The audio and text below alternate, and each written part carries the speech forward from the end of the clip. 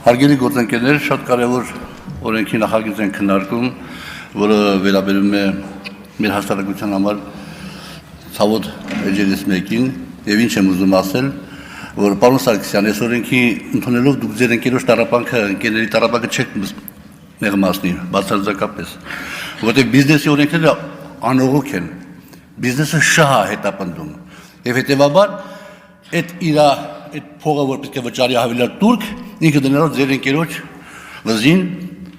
եւ ձեր ընկերների նմանների վզին եւ այն դպրոցները որ պիտի կառուցվեն այս փողով, շատ երեխեք շորջ են ունենալու որ գնան այդ դպրոցներում սովորելու։ Զարմանալի է։ Օրենք ուժի մեջ մտել ամռանը, պարոն Պողոսյան, այդ օպերատորի հետ կապված։